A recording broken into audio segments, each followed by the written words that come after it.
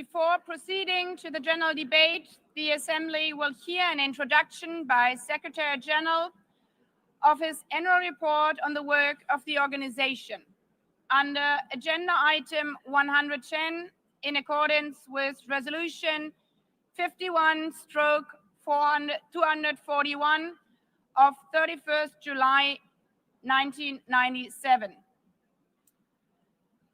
Please take your seat. I now give the floor to the Secretary General of the United Nations, His Excellency Antonio Guterres.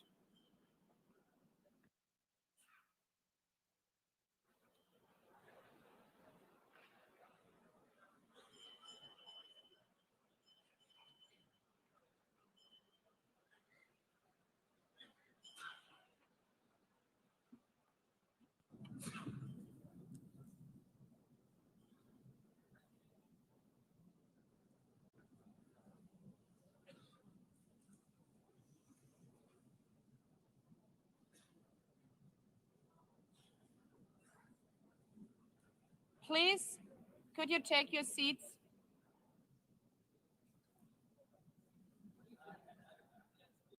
Let me begin with two words we have not been able to say often enough in this hall. Madam President.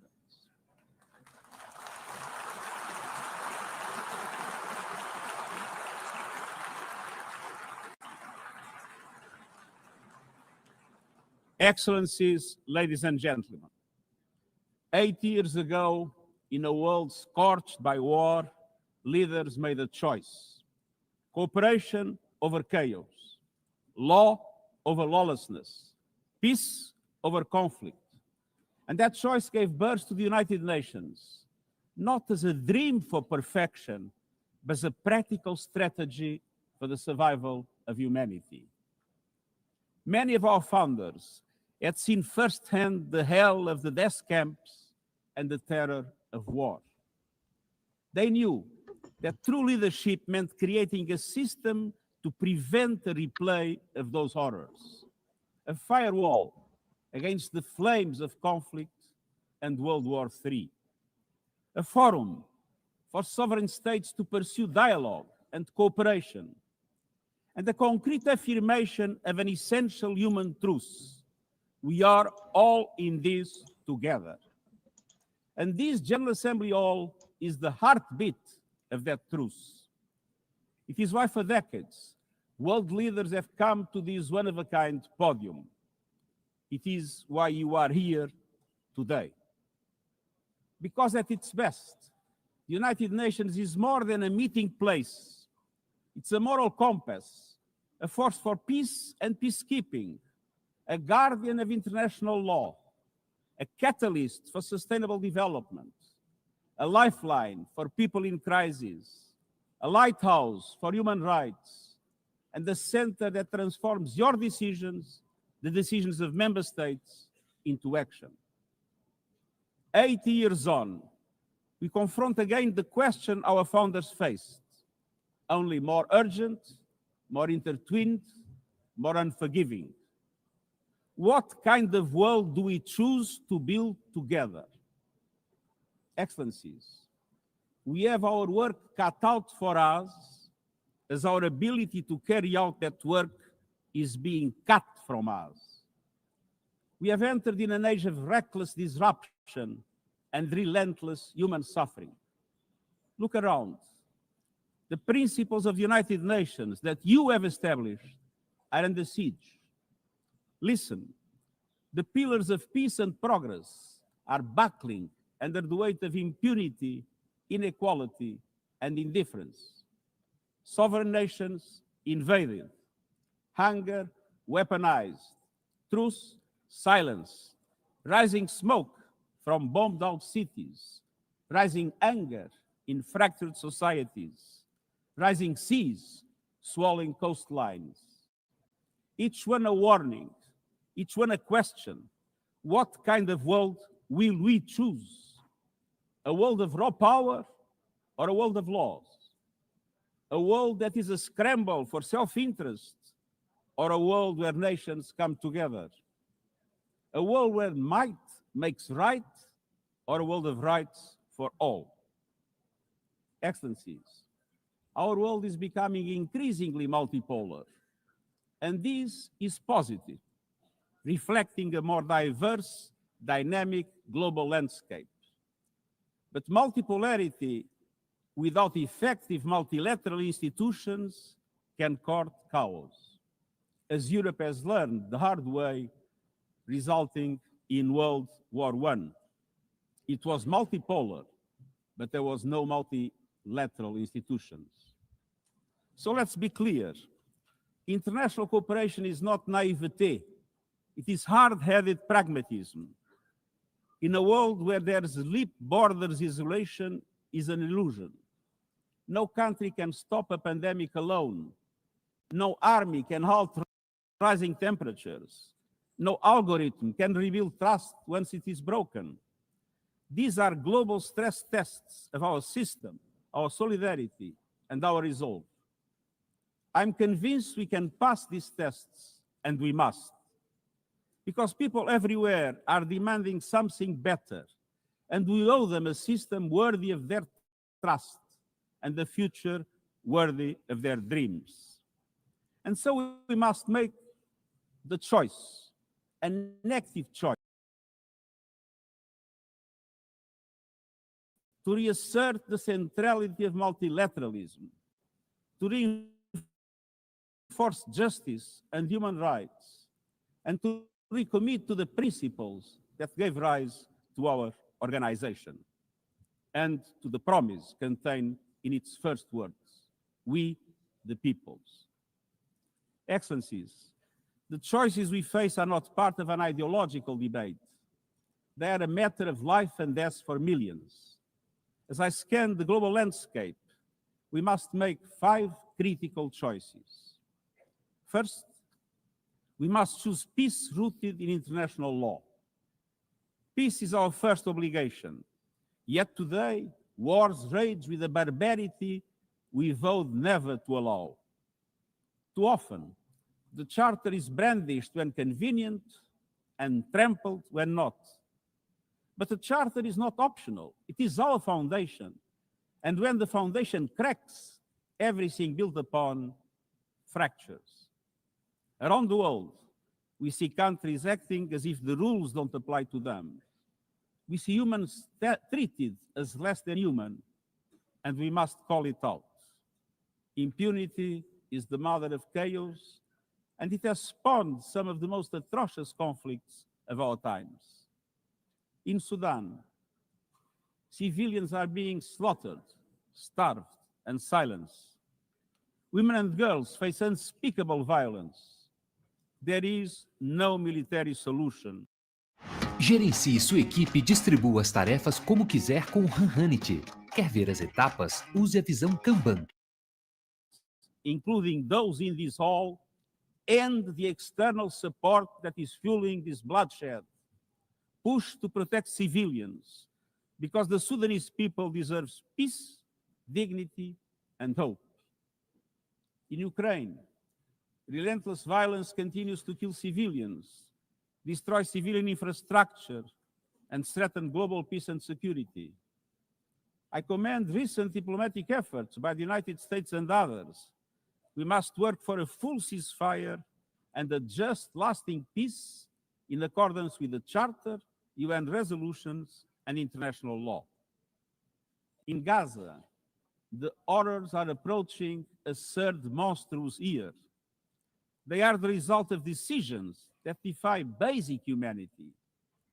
The scale of death and destruction are beyond any other conflict in my years as Secretary General. The International Court of Justice has issued legally binding provisional measures in the case named Application of the Convention on the Prevention and Punishment of the Crime of Genocide in the Gaza Strip. Since then, a famine has been declared and the killing has intensified. The measures stipulated by the ICJ must be implemented fully and immediately.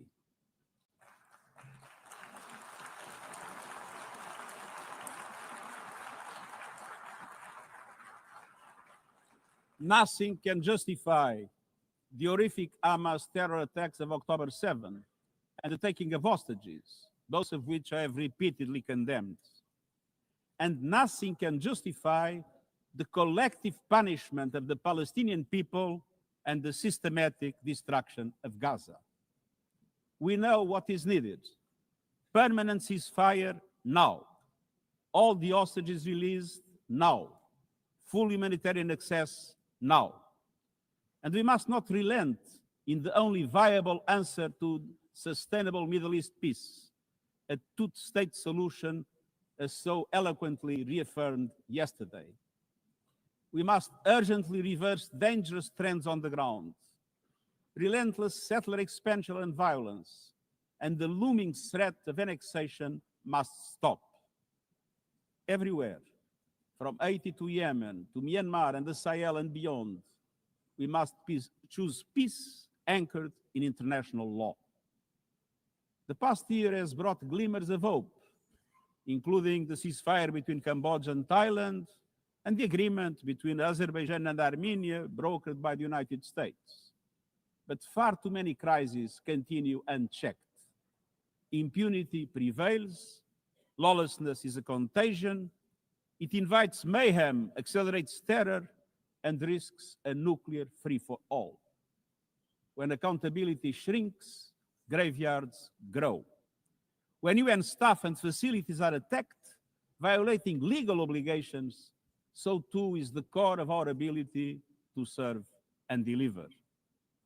The Security Council must live up to its responsibilities. It must be more representative, more transparent, and more effective. And beyond crisis response, we must tackle the injustices that ignite conflict, exclusion, inequality, impunity, and corruption. The surest way to silence the guns is to raise the volume for justice. Real security is born of fairness and opportunity for all. Excellencies, this leads me to my second point. We must choose human dignity and human rights.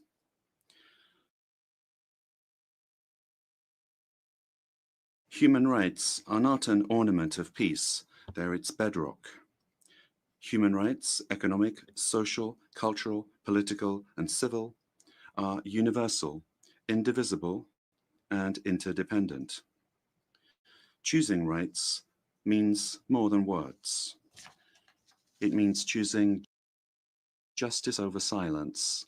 It means protecting freedom and civic space, advancing equality for women and girls, confronting racism and discrimination in all its forms, protecting human rights defenders, journalists, and freedom of speech, and upholding the rights of refugees and migrants so that mobility is safe and in accordance with international law.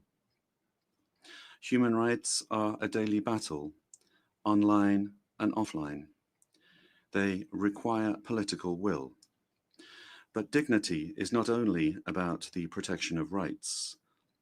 It is about rights fulfilled through inclusive and resilient development. Rights that put an end to poverty and hunger. Rights that open doors to education, health, and opportunity. The Sustainable Development Goals are our shared roadmap for achieving these rights. But in order to make progress down this road, we need fuel. And that fuel is finance. We've seen what development done right can deliver. In the past decade, millions more have gained access to electricity, clean cooking solutions, and to the internet. Child marriage is in retreat. Women's representation is growing, but cuts to aid are wreaking havoc. They are a death sentence for many. For so many more, a stolen future. This is the great paradox of our time. We have the solutions, but we are siphoning off the fuel that would make it possible to make progress. To choose dignity, we must choose financial justice and solidarity. We need to reform the international financial architecture so that it drives development for all. With bigger and bolder multilateral development banks, lending more, and mobilizing more private capital for developing countries, with faster and fairer debt relief mechanisms, helping every country in crisis, including middle-income countries. Protecting natural resources by tackling illicit financial flows and abusive tax practices that rob societies of their future. And global financial institutions that represent today's world, with far greater participation of developing countries in terms of their composition and their decision-making. So let us choose a global economy that works for everyone, men and women. Let us choose human rights and dignity. And let us equip ourselves with the means to ensure a transition for people and the planet. Excellencies, this brings me to the third choice. We must choose climate justice. The climate crisis is accelerating, but so are the solutions. The clean energy future is no longer a distant promise. It's already here. No government, industry, or special interest can stop it. But some are trying, hurting economies, locking in higher prices, and squandering a historic opportunity. Fossil fuels are a losing bet. Last year, almost all new power capacity came from renewables, and the investment is surging. Renewables are the cheapest and fastest source of new power. They create jobs, drive growth, shield economies from volatile oil and gas markets, connect the unconnected, and can free us from the tyranny of fossil fuels. But not at today's pace. Clean energy investment remains uneven. 21st century grids and storage are not rolling out fast enough.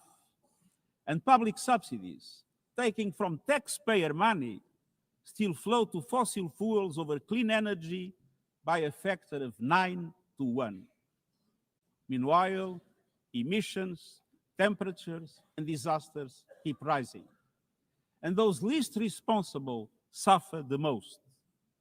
Science says limiting global temperature rise to 1.5 degrees by the end of this century is still possible, but the window is closing. The International Court of Justice has affirmed the legal obligation of states. We must step up action and ambition, especially through strengthened national climate plans. Tomorrow, I will welcome leaders to announce new targets. The G20, the biggest emitters, must lead, guided by common but differentiated responsibilities. But all countries must step up and do more as we head to the UN Climate Conference in Brazil. By accelerating action in energy, forests, methane, and industrial decarbonization. By defining a credible roadmap to mobilize $1.3 trillion annually in climate finance by 2035 for developing countries. By supporting just transitions, by doubling finance for adaptation to at least $40 billion this year, and rapidly deploying proven tools to unlock billions more in concessional finance. And by capitalizing the Loss and Damage Fund with significant contributions. All of these requires government, international financial institutions, philanthropies, civil society, and the private sector to work together, to provide fiscal space to developing countries and unlock new innovative sources of finance at scale, including solidarity levies on high-emitting sectors and debt swaps. We have the solutions and tools. but we must choose climate justice and climate action. Fourth, we must choose to put technology at the service of humanity. Artificial intelligence is rewriting human existence in real time, transforming how we learn, work, communicate, and what we can trust. And the question is not how to stop it, but how to steer it for the greater good. Technology must be our servant, not our master. It must promote human rights, human dignity, and human agency. Yet today, AI's advancement in outpacing regulation and responsibility and is concentrated in a few hands. And the risks are expanding to new frontiers, from biotech to autonomous weapons. We are witnessing the rise of tools for mass surveillance, mass social control, mass disruption, and even mass destruction. Tools that can drain energy, strain ecosystems, and intensify the race for critical minerals, potentially stoking instability and conflict. Yet, these technologies remain largely ungoverned. We need universal guardrails and common standards across platforms. No company should be above the law. No machines should decide who lives or dies. No system should be deployed without transparency, safety, and accountability. Last month, this Assembly took a historic step, establishing an independent international scientific panel on AI and an annual global dialogue on AI governance. Two new pillars of a shared architecture, connecting science with policy to bring clarity and foresight, enabling innovation to flourish while advancing our values and our rights, and ensuring governments, companies, and civil society can help shape common norms. We must build on these mechanisms and close the capacity gaps. All countries must be able to design and develop AI, not just to consume it. I have proposed voluntary financing options to build AI computing power, data, and skills in developing nations. No country should be locked out of the digital future or locked into systems it cannot shape or trust. And governments must lead with vision, and companies must act with responsibility. And we, the international community, must ensure that technology lifts up humanity. So let us choose cooperation over fragmentation, ethics over expediency, and transparency over opacity. Technology will not wait for us, but we can still choose what it serves. So let us choose wisely. Fifth and finally, to meet all these goals, we must choose to strengthen the United Nations for the 21st century. The forces shaking our world are also testing the foundations of the United Nations system. We are being hit by rising geopolitical tensions and divisions, chronic uncertainty, and mounting financial strain. But those who depend on the United Nations must not be made to bear the cost, especially now, when for every dollar invested to support our core work to build peace, the world spends $750 on weapons of war. This is not only unsustainable, it is indefensible. In this moment of crisis, the United Nations has never been more essential.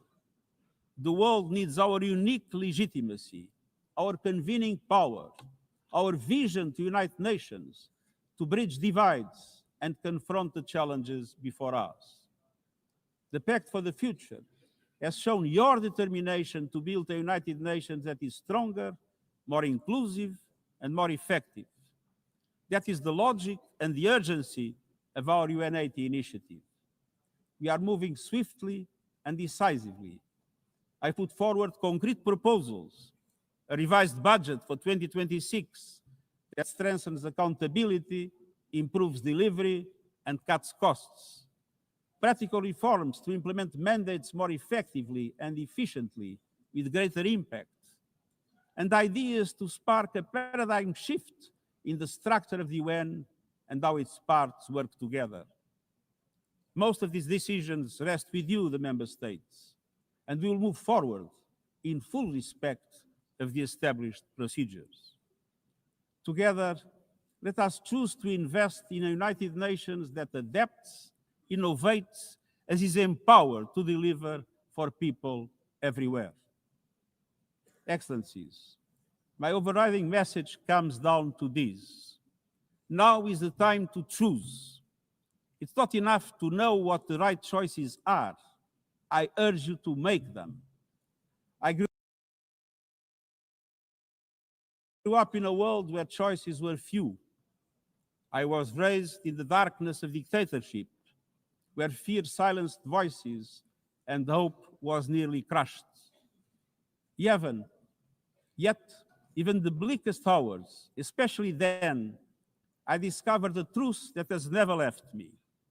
Power does not reside in the hands of those who dominate or divide. Real power resides from people, from our shared resolve to uphold dignity, to defend equality, to believe fiercely in our common humanity and the potential of every human being. I learned early to persevere, to speak out, to refuse to surrender, no matter the challenge, no matter the obstacle, no matter the hour. We must and we will overcome. Because in a world of many choices, there is one choice we must never make, the choice to give up. We must never give up. That is my promise to you, for peace, for dignity, for justice, for humanity, for the world we know is possible when we work as one. I will never, ever give up.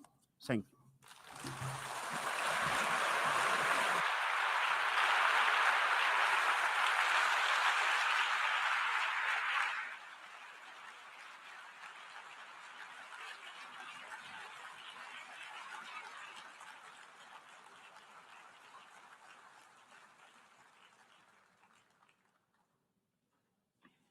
I thank the Secretary General.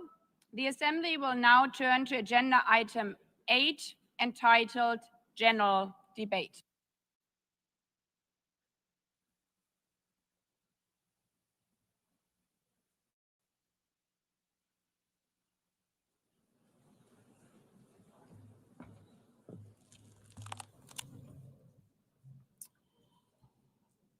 "80 years, longer than the average human life. This anniversary of the United Nations should have been a moment of celebration. But this is not an ordinary year. Just look at the state of our world, as the Secretary General described. Thousands of orphans in Gaza are wandering around the rubble, eating sand, drinking contaminated water.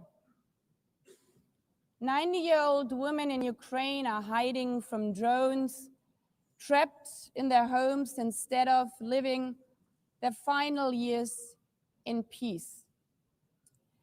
Children in Haiti, too afraid to walk to school, afraid they might be gunned down by gangs like their friends. And for every conflict and tragedy that seizes the headlines, there are so many more that are forgotten, lost to the news cycle. Like women in Democratic Republic of the Congo, shielding their daughters from armed groups, fearful they might be raped.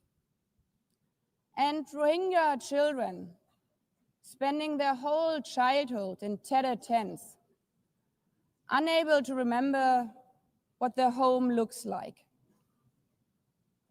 Faced with these realities, now is not the time to celebrate, but to ask ourselves, where is the United Nations?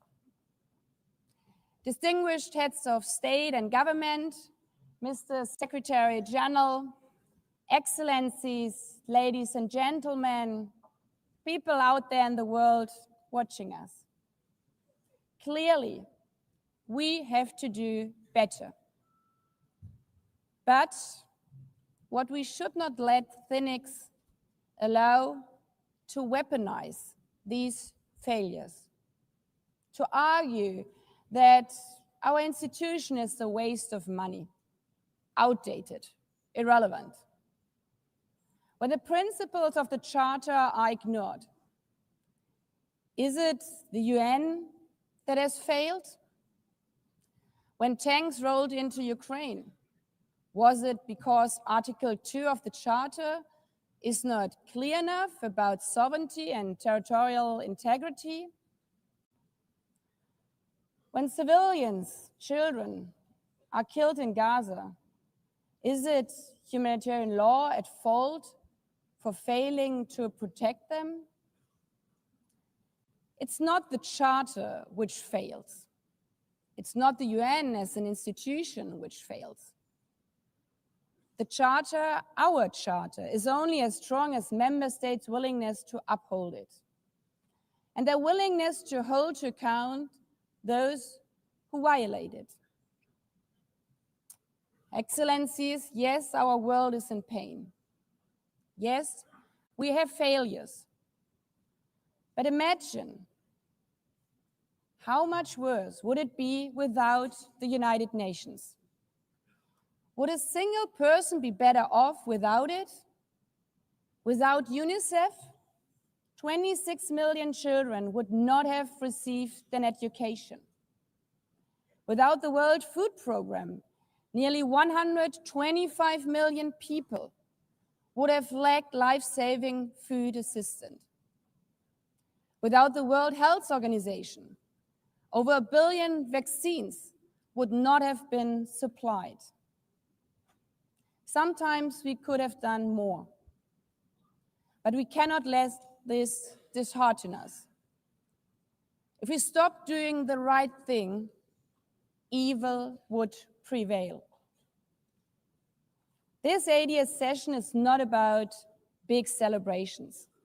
It's about finding the resolve not to give up, the resolve to be better together, just as our predecessors did 8 decades ago. This institution was born in a world on fire and desperate for reprieve.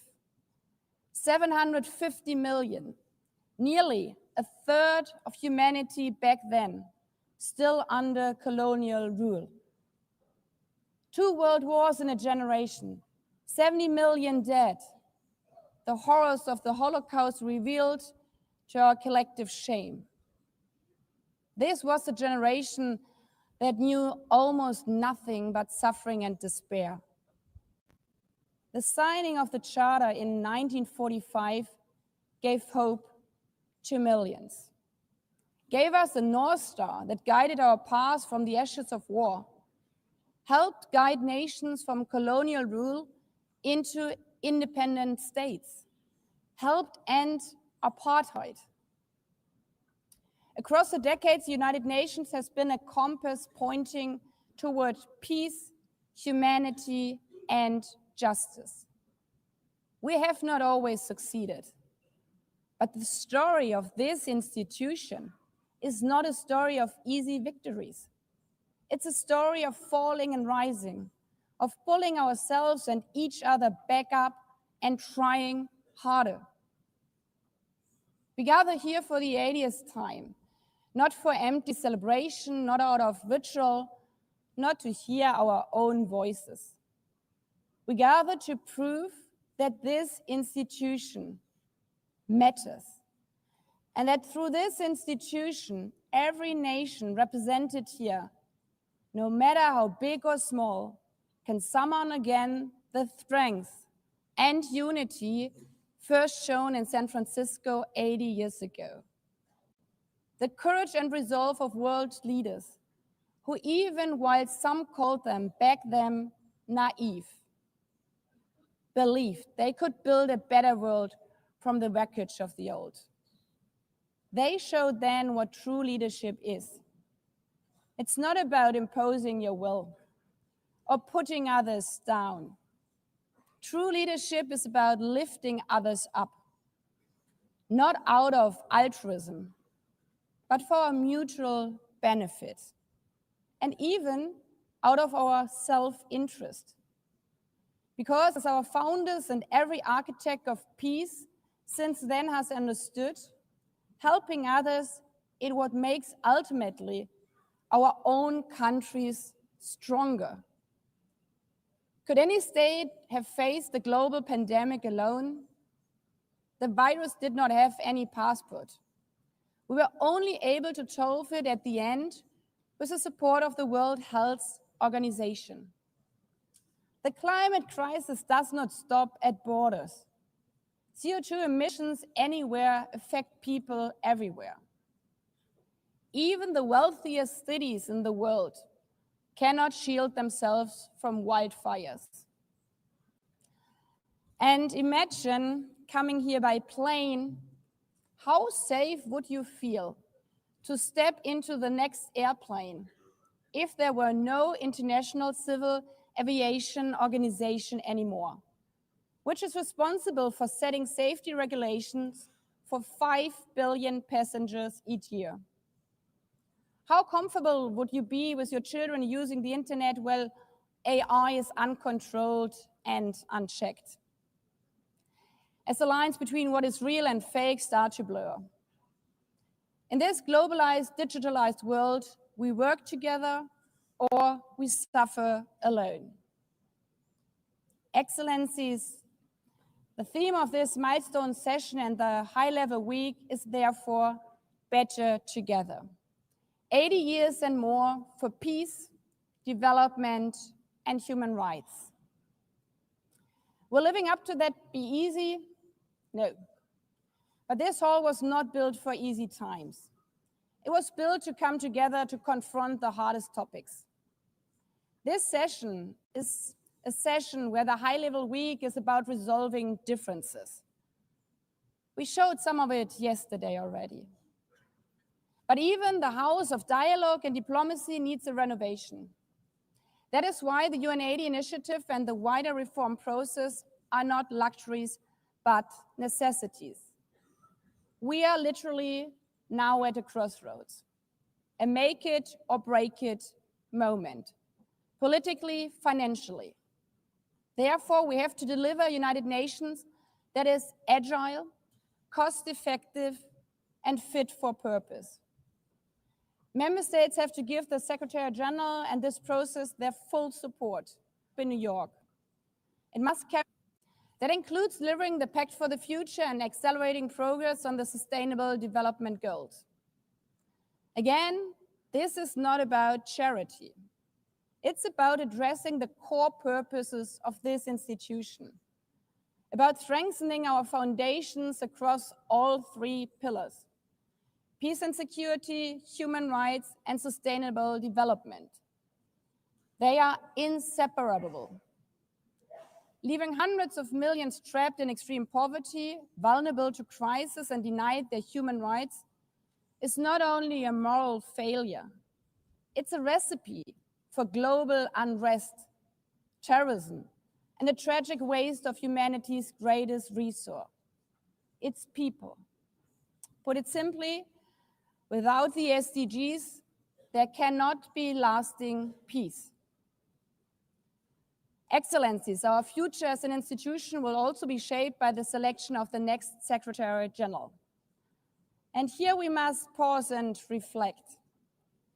In nearly 80 years, this organization has never chosen a woman for that role. One might wonder how out of 4 billion potential candidates, there could not be found a single one. Of course,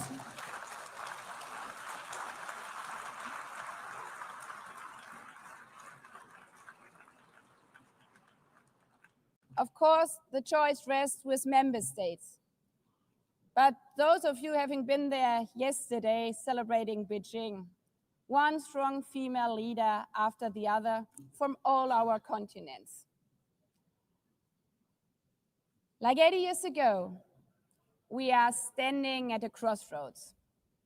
And it's up to us, to every single member state, to live up to the same leadership as your predecessors did, to act when action is needed, to uphold the principles of our charter, to be better together, to show the people around the world that this United Nation is there, today, tomorrow, and for the next 8 decades.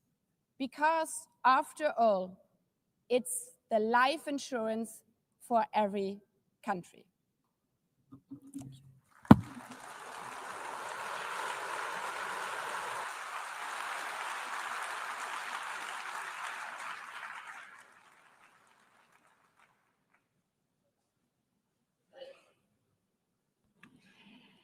Before giving the floor to the first speaker for this morning, I would like to remind member states that the list of speakers for the general debate has been established on the agreed basis that statements should be no longer than 15 minutes to enable all the speakers to be heard at a given meeting.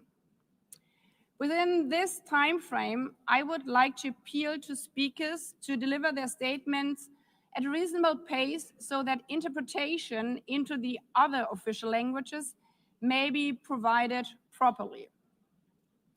I would also like to draw your attention to the decision taken by the Assembly at previous sessions, namely that the practice of expressing congratulations inside the Assembly Hall after speech has been delivered is strongly discouraged. After delivering their statements from the rostrum, speakers are invited to exit the hall through room JA200, located behind the podium, before returning to their seats. May I take it that the Assembly agrees to proceed in this manner? It's so decided. Finally, I should like to draw the attention of member states that during the general debate, official photographers are in the room and will take official photographs of all speakers by the Department of Global Communications. Members interested in obtaining these photographs are requested to contact the photo library of the United Nations. By this, the Assembly will hear an address by His Excellency Luiz Inácio Lula da Silva, President of the Federative Republic of Brazil. I request the protocol to escort His Excellency and invite him to address the Assembly.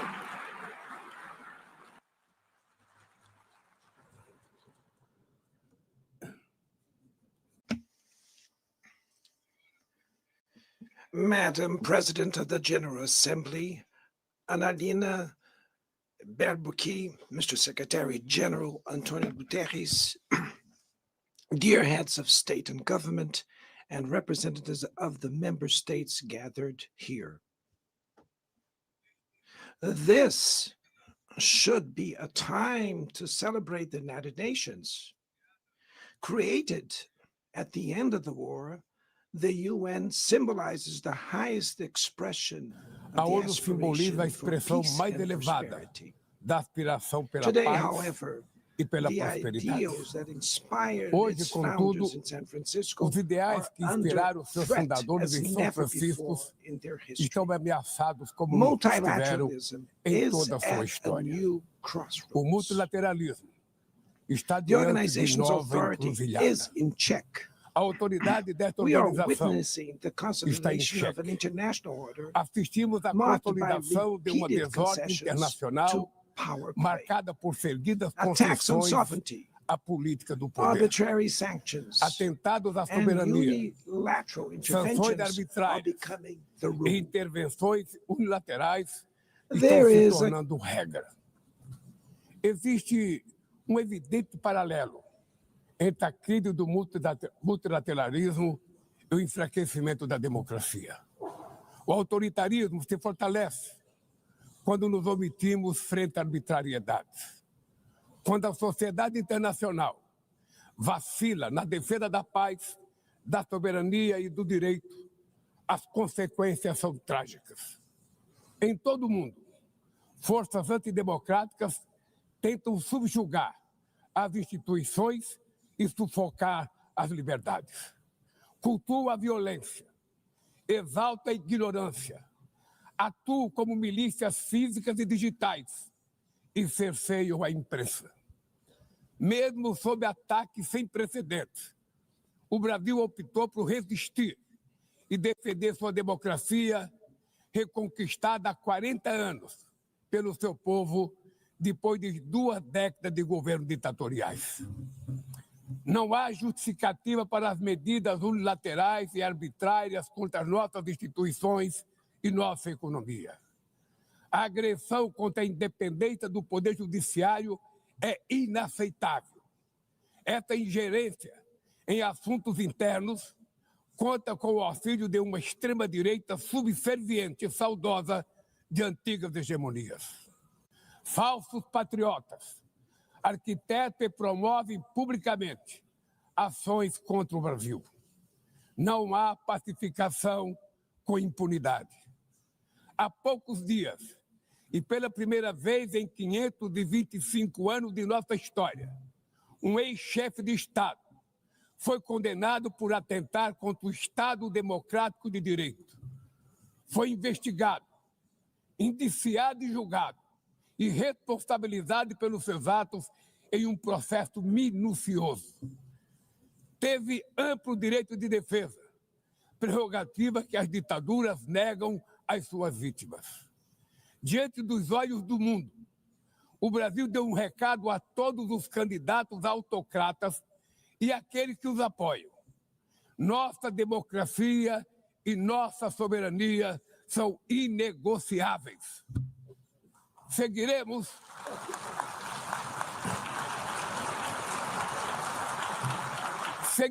como nação independente e como povo livre de qualquer tipo de tutela. Democracias sólidas vão além do ritual eleitoral. Seu vigor pressupõe a redução das desigualdades, a garantia dos direitos mais elementares, a alimentação, a segurança, o trabalho, a moradia, a educação e a saúde. A democracia falha quando as mulheres ganham menos que os homens ou morrem pelas mãos de parceiros e familiares. Ela perde quando fecha suas portas e culpa migrantes pelas mazelas do mundo. A pobreza é tão inimiga da democracia quanto o extremismo. Por isso, foi com orgulho que recebemos da FAO a confirmação de que o Brasil voltou a sair do mapa da fome este ano de 2025. Mas no mundo, ainda há 670 milhões de pessoas famintas e cerca de 2 bilhões e 300 milhões enfrentam insegurança alimentar. A única guerra que todos podem sair vencedores é a que travamos contra a fome e a pobreza. Esse é o objetivo da Aliança Global que lançamos no G20 e que já conta com o apoio de 103 países.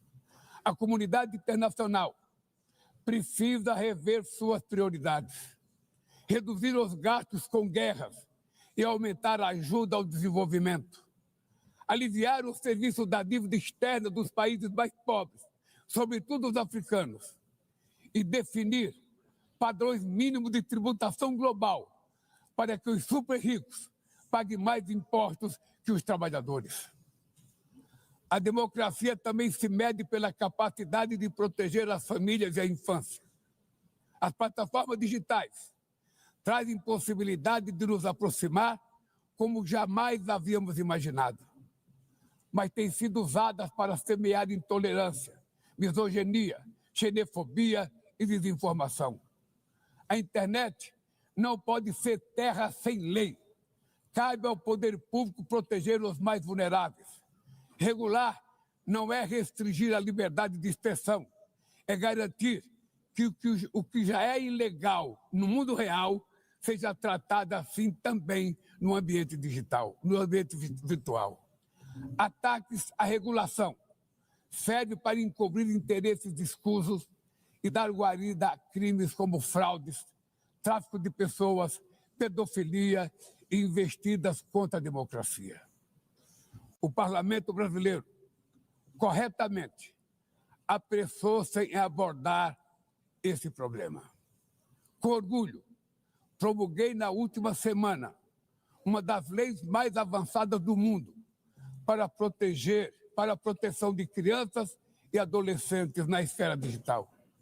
Também enviamos ao Congresso Nacional projeto de lei para fomentar a concorrência nos mercados digitais e para incentivar a instalação de data centers sustentáveis.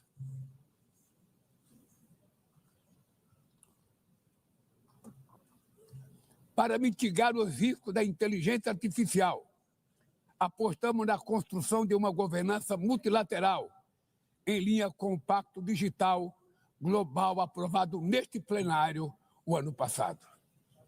Senhoras e senhores, na América Latina e Caribe, vivemos um momento de crescente polarização e instabilidade.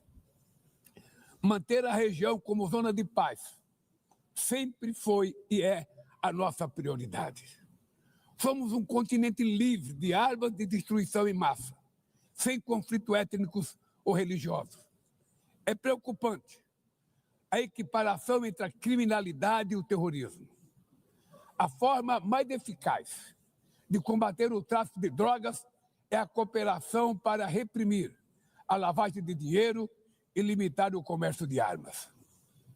Usar força letal em situações que não constituem conflitos armados equivale a executar pessoas sem julgamento. Outras partes do planeta já testemunharam intervenções que causaram danos maiores do que se pretendia evitar, com graves consequências humanitárias. A via do diálogo não deve estar fechada na Venezuela. O Haiti tem direito a um futuro livre de violência e é inadmissível que Cuba seja listada como país que patrocina o terrorismo. No conflito na Ucrânia,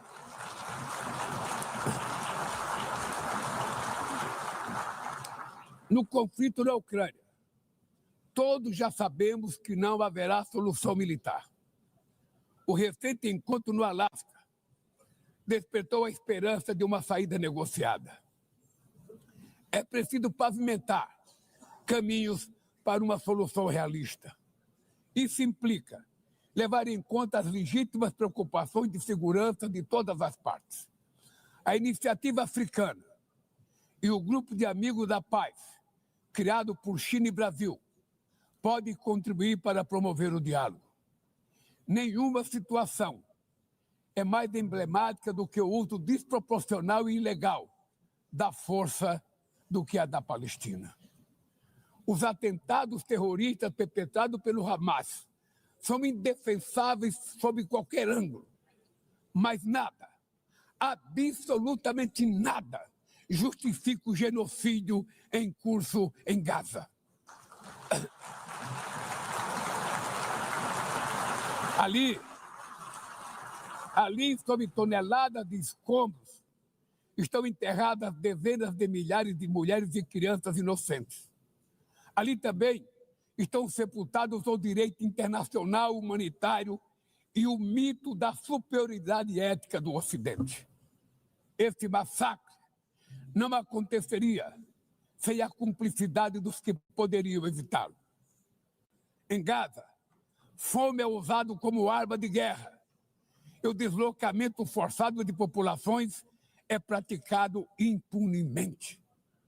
Quero expressar minha admiração aos judeus que, dentro e fora de Israel, se opõem a essa punição coletiva. O povo palestino corre o risco de desaparecer. Só sobreviverá como um Estado independente integrado à comunidade internacional. Esta é a solução defendida por mais de 150 membros da ONU e afirmada ontem aqui, nesse mesmo plenário, mas obstruída por um único veto.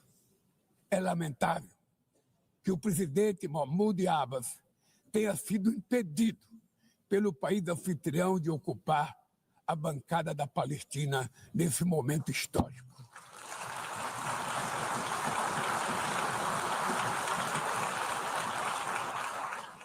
O alastramento desse conflito para o Líbano, para a Síria e o Irã e o Catar fomenta a escalada armamentista sem precedentes. Senhoras presidentas, bombas e armas nucleares não vão nos proteger da crise climática. O ano de 2024 foi o mais quente já registrado. A COP30 em Belém, no Brasil, será a COP da verdade. Será o momento de os líderes mundiais provarem a seriedade de seu compromisso com o planeta.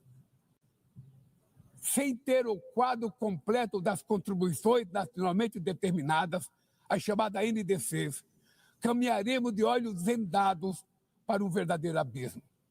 O Brasil se comprometeu a reduzir entre 59% e 67% suas emissões, abrangendo todos os gases de efeito estufa em todos os setores da economia. Nações em desenvolvimento enfrentam a mudança do clima ao mesmo tempo em que lutam contra outros desafios. Enquanto isso, países ricos usufruem de padrão de vida obtido às custas de 200 anos de emissões de gases. Exigir maior ambição e maior acesso a recursos e tecnologias não é uma questão de caridade, é apenas uma questão de justiça. A corrida por minerais críticos essenciais para a transição energética não pode reproduzir a lógica predatória que marcou os últimos séculos. Em Belém, o mundo vai conhecer a realidade da Amazônia. O Brasil já reduziu pela metade o desmatamento na região nos 2 últimos anos. Erradicá-lo requer garantia, condições dignas de vida para seus milhões de habitantes. Fomentar o desenvolvimento sustentável é o objetivo do Fundo Florestas Tropicais para Sempre, que o Brasil pretende lançar para remunerar os países que mantêm suas florestas em pé. É chegado o momento de passar da fase da negociação para a etapa da implementação. O mundo deve muito ao regime criado pela Convenção do Clima.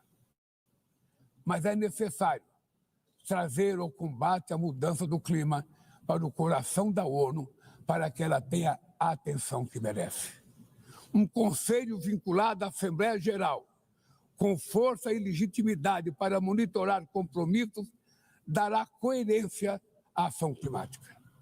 Trata-se de um passo fundamental na direção de uma reforma mais abrangente da organização, que contemple também um Conselho de Segurança ampliado nas 2 categorias de seus membros. Poucas áreas retrocederam tanto como o sistema multilateral de comércio.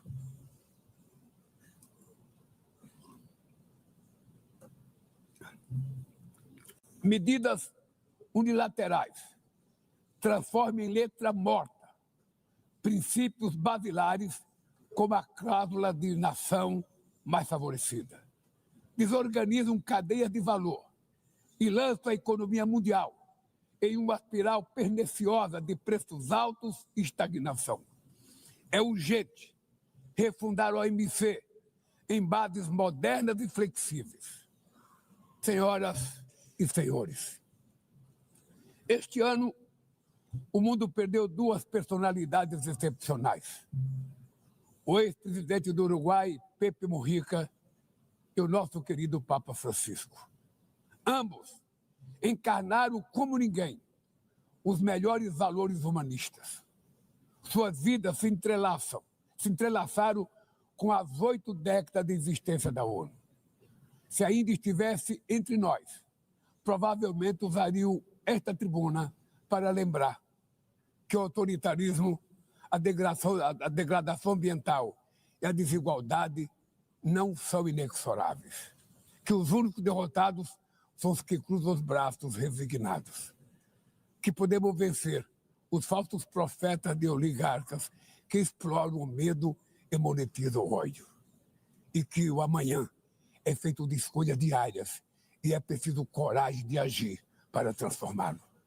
No futuro que o Brasil vislumbra, não há espaço para a reedição de rivalidades ideológicas ou esfera de influência. A confrontação é inevitável. Precisamos de lideranças com clareza de visão, que entendam que a ordem internacional não é um jogo de soma zero. O século XXI será cada vez mais multipolar. Para se manter pacífico, não pode deixar de ser multilateral. O Brasil confere crescente importância à União Europeia, à União Africana, à ASEAN, à CELAC, aos BRICS e ao G20. A voz do Sul global deve ser respeitada e ouvida. A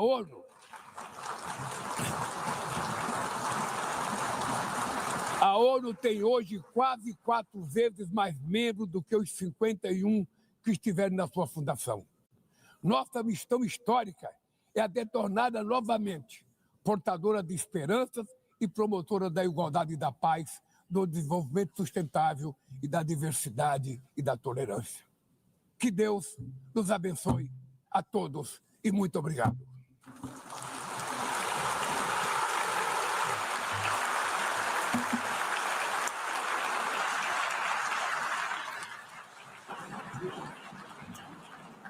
On behalf of the Assembly, I wish to thank the President. Nós acompanhamos ao vivo o discurso do presidente Lula na Assembleia Geral das Nações Unidas em Nova York, nos Estados Unidos.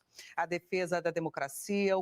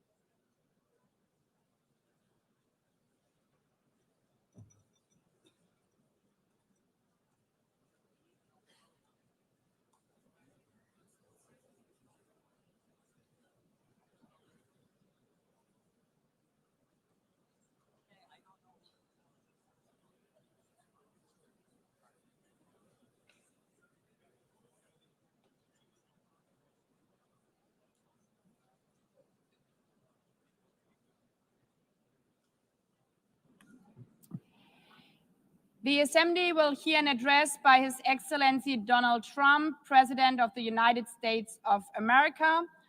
I request protocol to escort His Excellency and invite him to address the Assembly.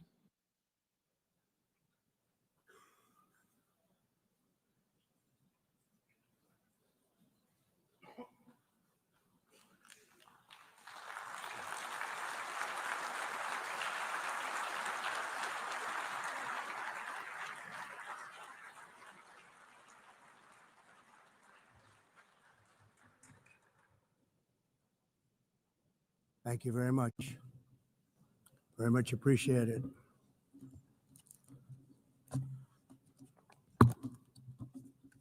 And I don't mind making this speech without a teleprompter because the teleprompter is not working. I feel very happy to be up here with you nevertheless. And that way you speak more from the heart. I can only say that whoever's operating this teleprompter is in big trouble.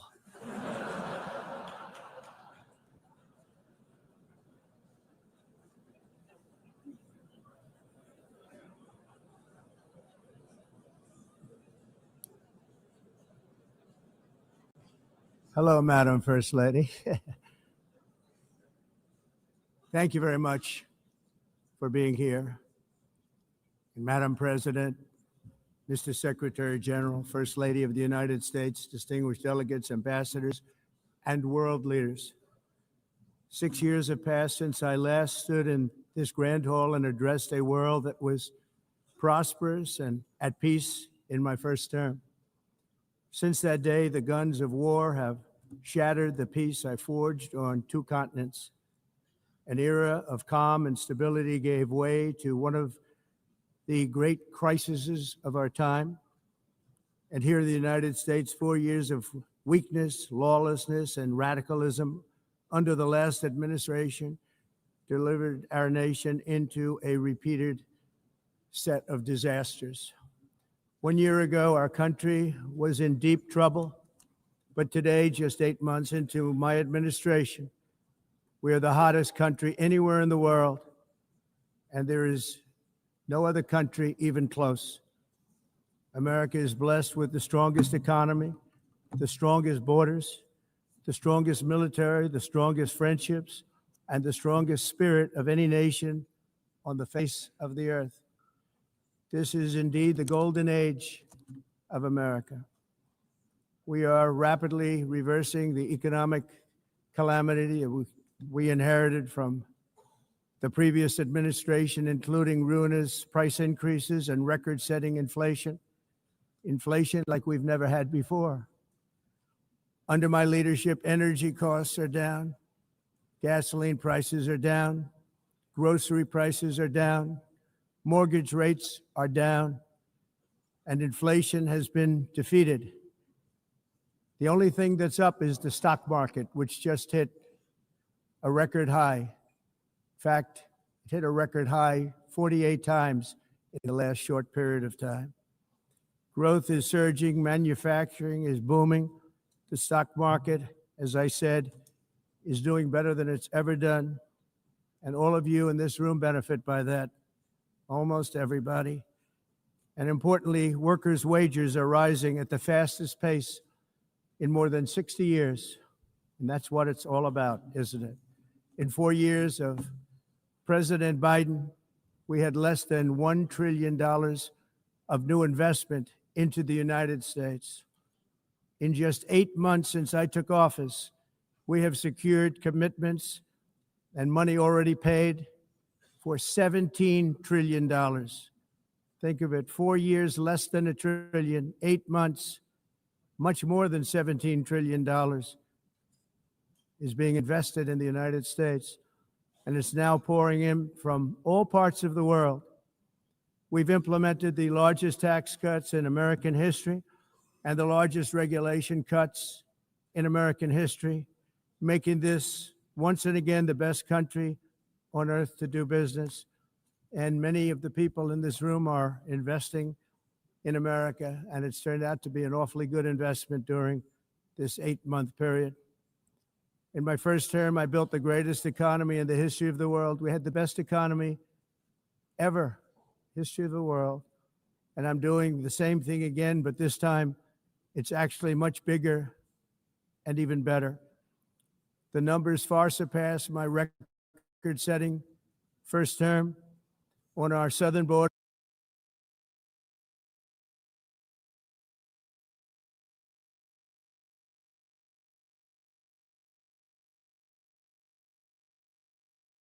we have successfully repelled a colossal invasion. And for the last 4 months, and that's 4 months in a row, the number of illegal aliens admitted and entering our country has been 0. Hard to believe, because if you look back just a year ago, it was millions and millions of people pouring in from all over the world, from prisons, from mental institutions, drug dealers. All over the world they came. They just poured into our country with the ridiculous open border policy of the Biden administration. Our message is very simple. If you come illegally into the United States, you're going to jail, or you're going back to where you came from, or perhaps even further than that. You know what that means. I want to thank the country of El Salvador for the successful and professional job they've done in receiving and jailing so many criminals that entered our country. And it was under the previous administration that the number became record-setting, and they're all being taken out. We have no choice. And other countries have no choice because other countries are in the exact same situation with immigration. It's destroying your country, and you have to do something about it. On the world stage, America is respected again like it has never been respected before.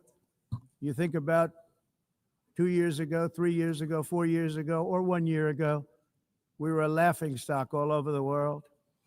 At the NATO summit in June, virtually all NATO members formally committed to increase defense spending at my request from 2% to 5% of GDP, making our alliance far stronger and more powerful than it was ever before. In May, I traveled to the Middle East to visit my friends and rebuild our partnerships in the Gulf and those valued relationships with Saudi Arabia, Qatar, and the UAE and other countries are now, I believe, closer than ever before.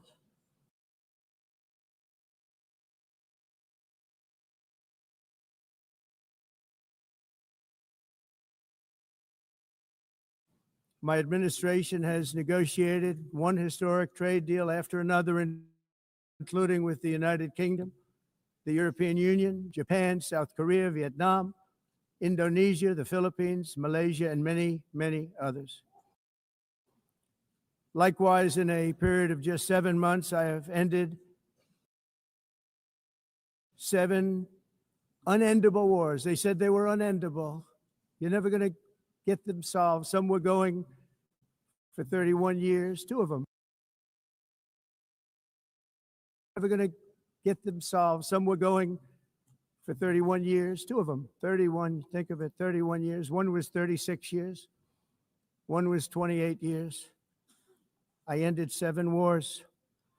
And in all cases, they were raging with countless thousands of people being killed. This includes Cambodia and Thailand, Kosovo and Serbia, the Congo and Rwanda, a vicious, violent war that was, Pakistan and India, Israel and Iran, Egypt and Ethiopia, and Armenia and Azerbaijan. It included all of them. No president or prime minister, and for that matter, no other country has ever done anything close to that. And I did it in just 7 months. It's never happened before. There's never been anything like that. I'm very honored to have done it. It's too bad that I had to do these things instead of the United Nations doing them. And sadly, in all cases, the United Nations did not even try to help in any of them. I ended 7 wars, dealt with the leaders of each and every one of these countries, and never even received a phone call from the United Nations offering to help in finalizing the deal. All I got from the United Nations was an escalator that on the way up stopped right in the middle.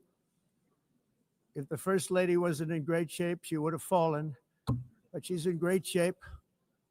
We're both in good shape. We both stood. And then a teleprompter that didn't work. These are the 2 things I got from the United Nations, a bad escalator and a bad teleprompter. Thank you very much. And by the way, it's working now. It just went on. Thank you. I think I should just do it the other way. It's easier. Thank you very much. I didn't think of it at the time because I was too busy working to save millions of lives. That is the saving and stopping of these wars. But later I realized that the United Nations wasn't there for us. They weren't there.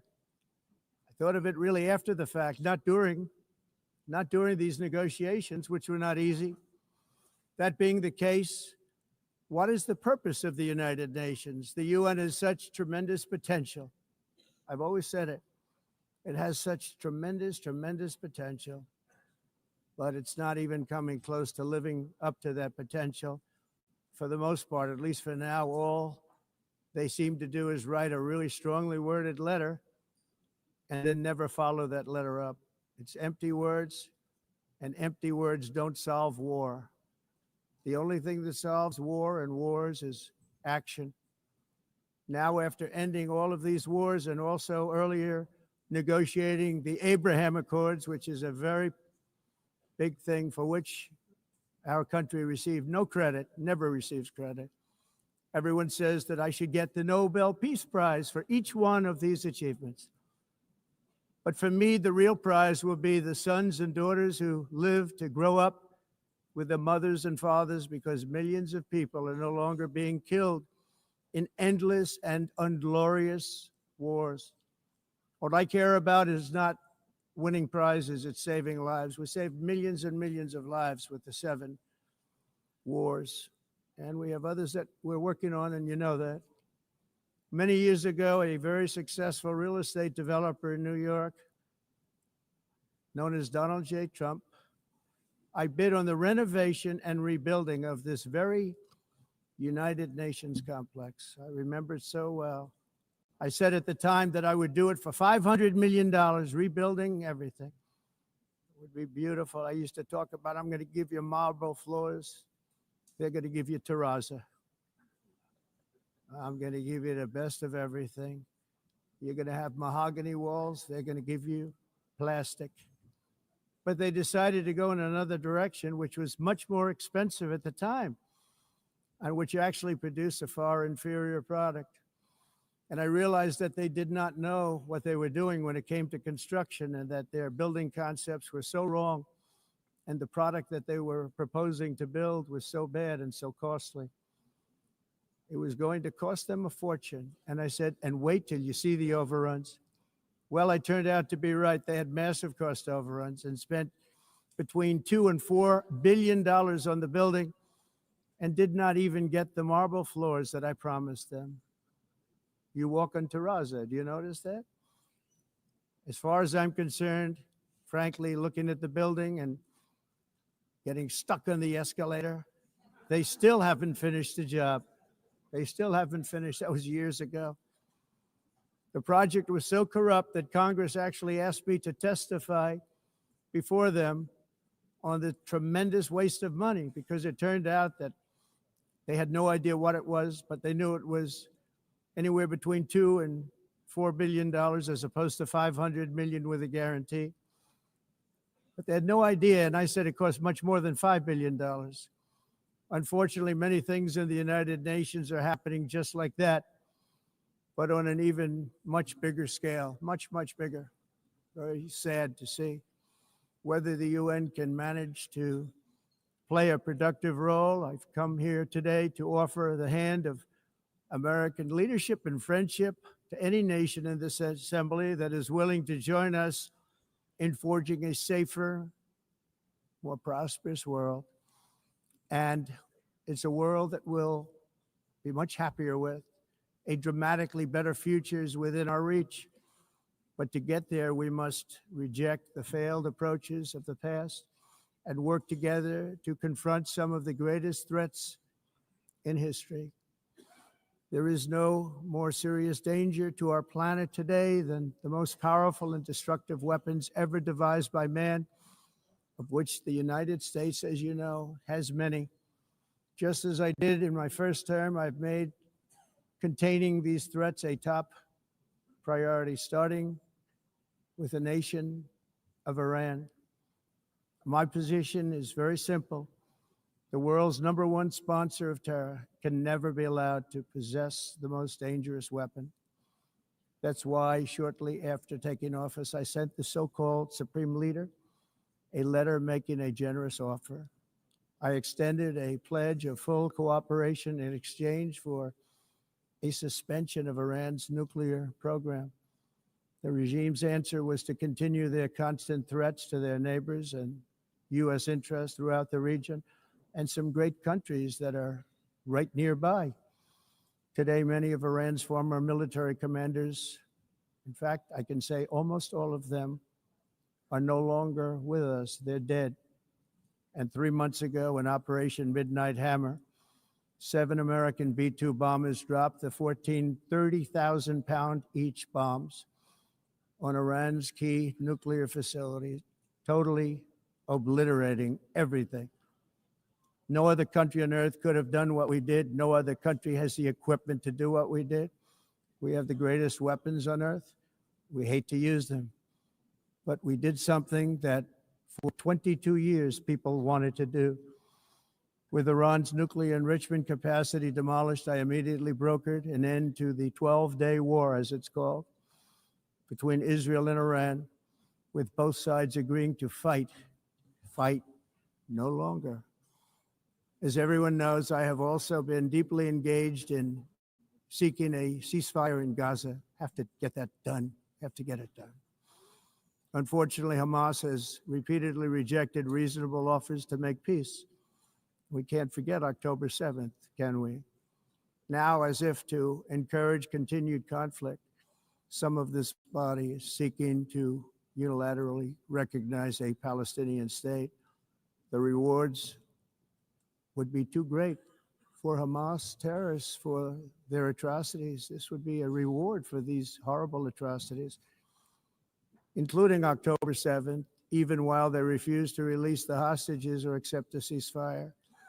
Instead of giving to Hamas and giving so much, because they've taken so much, they have taken so much. This could have been solved so long ago. But instead of giving in to Hamas's ransom demands, those who want peace should be united with one message: release the hostages now. Just release the hostages now. Thank you.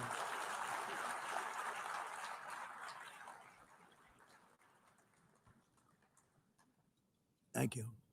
As we have got to come together, and we will come together, got to get it done. We have to stop the war in Gaza immediately. We have to stop it. We have to get it done. We have to negotiate, immediately have to negotiate peace. We got to get the hostages back. We want all 20 back. We don't want 2 and 4. As you know, I got, along with Steve Witkoff and others that helped us, Marco Rubio, we got most of them back. We were involved in all of them. But I always said the last 20 are going to be the hardest, and that's exactly what happened. We have to get them back now. We don't want to get back 2, and then another 2, and then 1, and then 3. Have this process. No, we want them all back, and we want the actually 38 dead bodies back too. Those parents came to me, and they want them back, and they want them back very quickly and very badly, as though they were alive. They want them. They want them every bit as much as if their son or daughter were alive.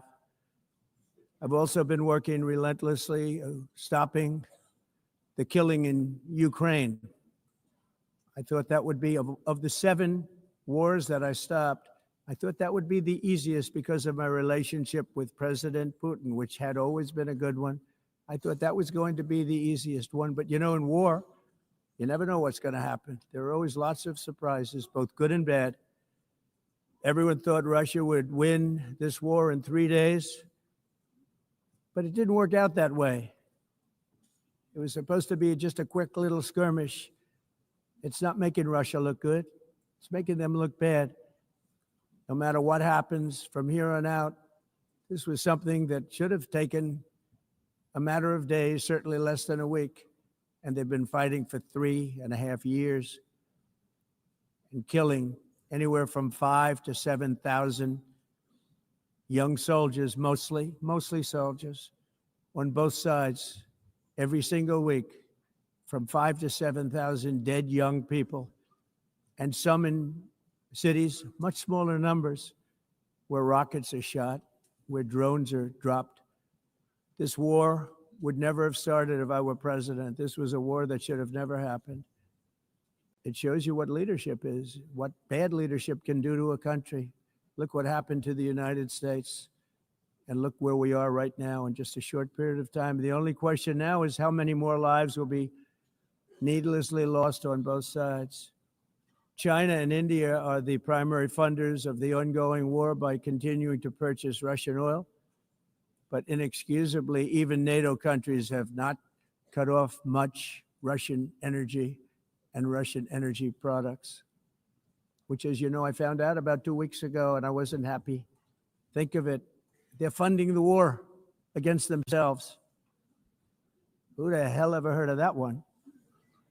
In the event that Russia is not ready to make a deal, to end the war, then the United States is fully prepared to impose a very strong round of powerful tariffs, which would stop the bloodshed, I believe, very quickly. But for those tariffs to be effective, European nations, all of you are gathered here right now, would have to join us in adopting the exact same measures. I mean, you're much closer to this. We have an ocean in between. You're right there. And Europe has to step it up. They can't be doing what they're doing. They're buying oil and gas from Russia while they're fighting Russia. It's embarrassing to them. And it was very embarrassing to them when I found out about it, I can tell you that. But they have to immediately cease all energy purchases from Russia. Otherwise, we're all wasting a lot of time. So I'm ready to discuss this. We're going to discuss it today with the European nations, all gathered here. I'm sure they're thrilled to hear me speak about it, but that's the way it is. I like to speak my mind and speak the truth. As we seek to reduce the threat of dangerous weapons today, I'm also calling on every nation to join us in ending the development of biological weapons once and for all. And biological is terrible, and nuclear is even beyond, and we include nuclear in that. We want to have a cessation of the development of nuclear weapons. We know, and I get to view it all the time. Sir, would you like to see? And I look at weapons that are so powerful that we just can't ever use them. If we ever use them, the world literally might come to an end. There would be no United Nations to be talking about. There would be no nothing. Just a few years ago, reckless experiments overseas gave us a devastating global pandemic. Yet despite that worldwide catastrophe, many countries are continuing extremely risky research into bioweapons and man-made pathogens. This is unbelievably dangerous. To prevent potential disasters, I'm announcing today that my administration will lead an international effort to enforce biological weapons convention, which is going to be meeting with the top leaders of the world by pioneering an AI verification system that everyone can trust. Hopefully the UN can play a constructive role, and it will also be one of the early projects under AI. Let's see how good it is, because a lot of people are saying it could be one of the great things ever, but it also can be dangerous, but it can be put to tremendous use and tremendous good, and this would be an example of that. Not only is the UN not solving the problems it should, too often, it's actually creating new problems for us to solve. The best example is the number one political issue of our time, the crisis of uncontrolled migration. It's uncontrolled. Your countries are being ruined. The United Nations is funding an assault on Western countries and their borders. In 2024, the UN budgeted $372 million in cash assistance to support an estimated 624,000 migrants journeying into the United States.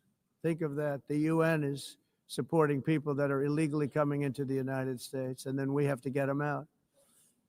The UN also provided food, shelter, transportation, and debit cards to illegal aliens. Can you believe that? On the way to infiltrate our southern border. Millions of people came through that southern border. Just a year ago, millions and millions of people were pouring in, 25 million altogether over the 4 years of the incompetent Biden administration.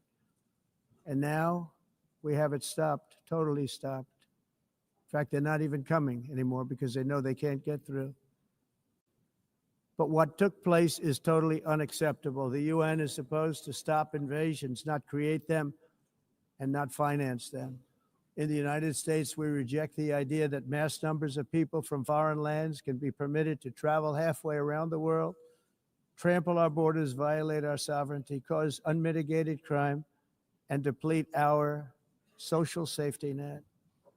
We have reasserted that America belongs to the American people, and I encourage all countries to take their own stand in defense of their citizens as well. You have to do that because I see it. I'm not mentioning names. I see it, and I could call every single one of them out. You're destroying your countries. They're being destroyed. Europe is in serious trouble. They've been invaded by a force of illegal aliens like nobody's ever seen before. Illegal aliens are pouring into Europe. Nobody is ever, and nobody's doing anything to change it, to get them out.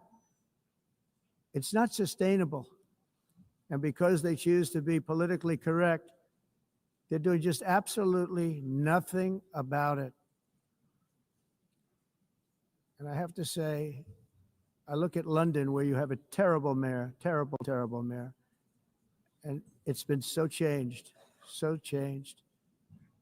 Now they want to go to Sharia law, but you're in a different country. You can't do that. Both the immigration and their suicidal energy ideas will be the death of Western Europe if something is not done immediately. This cannot be sustained. What makes the world so beautiful is that each country is unique. But to stay this way, every sovereign nation must have the right to control their own borders. You have the right to control your borders, as we do now, and to limit the sheer numbers of migrants entering their countries and paid for by the people of that nation that were there and that built that particular nation at the time. They put their blood, sweat, tears, money into that country, and now they're being ruined. Proud nations must be allowed to protect their communities and prevent their societies from being overwhelmed by people they have never seen before, with different customs, religions, with different everything.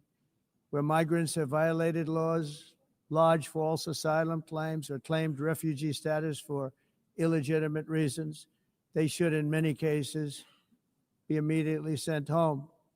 And while we will always have a big heart for places and people that are struggling and truly compassionate, answers will be given. We have to solve the problem, and we have to solve it in their countries, not create new problems in our countries. And we are very helpful to a lot of countries that are just not able to send their people anymore. They used to send them to us in caravans of 25, 30,000 people each. These massive caravans of people pouring into our country, totally unchecked and unvetted. But not anymore. According to the Council of Europe in 2024, almost 50% of inmates in German prisons were foreign nationals or migrants. In Austria, the number was 53% of the people in prisons were from places that weren't from where they are now. In Greece, the number was 54%. And in Switzerland, beautiful Switzerland, 72% of the people in prisons are from outside of Switzerland. When your prisons are filled with so-called asylum seekers who repaid kindness, and that's what they did, they repaid kindness with crime. It's time to end the failed experiment of open borders. You have to end it now. See, I can tell you, I'm really good at this stuff. Your countries are going to hell.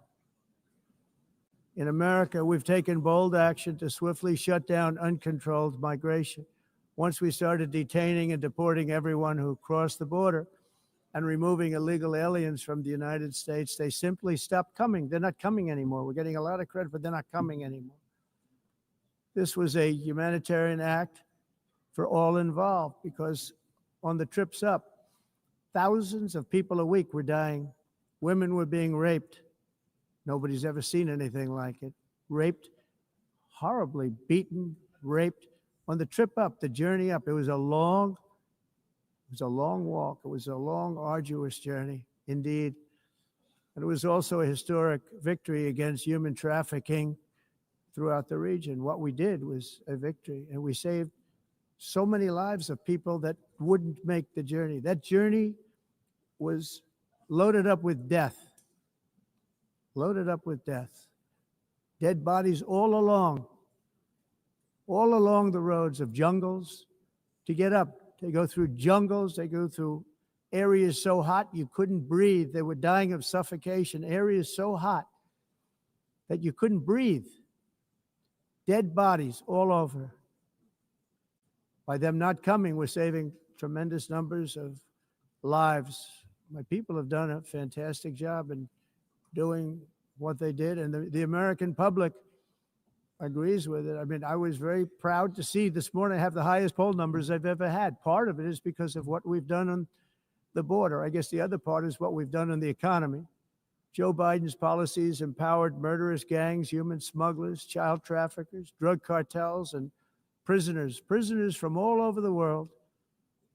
The previous administration also lost nearly 300,000 children. Think of that. They lost more than 300,000 children, little children, who were trafficked into the United States on the Biden watch, many of whom have been raped, exploited, and abused, and sold. Sold. Nobody talks about that. The fake news doesn't write about it. With many others, young children who are missing or dead. And we found a lot of these children and we're sending them back, and we've been sending them back to their parents. They said, nobody knows who they are. They said, where do you come from? And they'll give us a country and we'll find out and we'll figure it out and we'll bring them back to their homes. And the mother and father rush to the door and their tears in their eyes. They can't believe that they're seeing their son or daughter, their little son or daughter again. We've done almost 30,000 of them so far. Any system that results in the mass trafficking of children is inherently evil.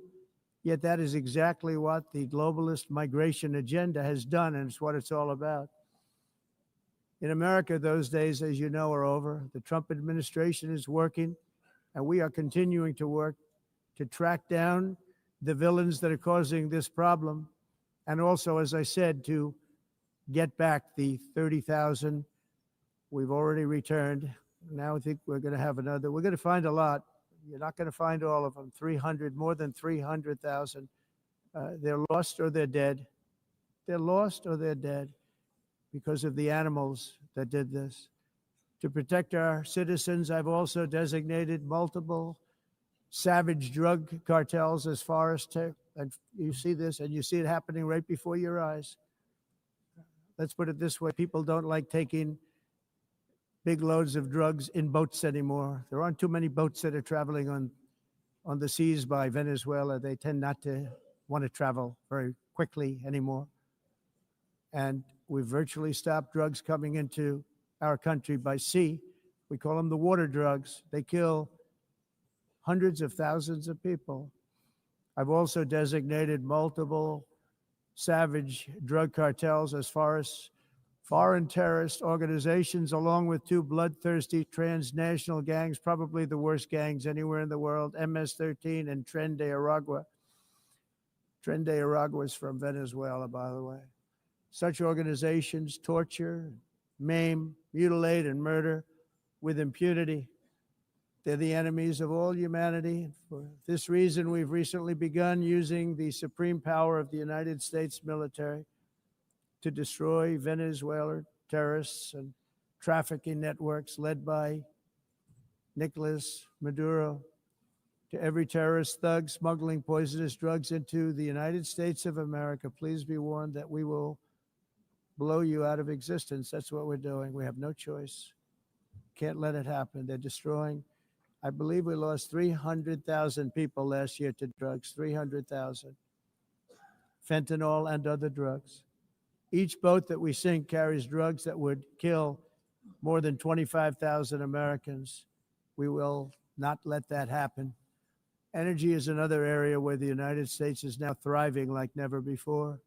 We're getting rid of the falsely named renewables. By the way, they're a joke. They don't work. They're too expensive. They're not strong enough to fire up the plants that you need to make your country great. The wind doesn't blow. Those big windmills are so pathetic and so bad, so expensive to operate. And they have to be rebuilt all the time, and they start to rust and rot. Most expensive energy ever conceived, and it's actually energy. You're supposed to make money with energy, not lose money. You lose money, the governments have to subsidize. You can't put them out without massive subsidies. And most of them are built in China, and I give China a lot of credit. They build them, but they very few wind farms. So why is it that they build them and they send them all over the world, but they barely use them? You know what they use? Coal.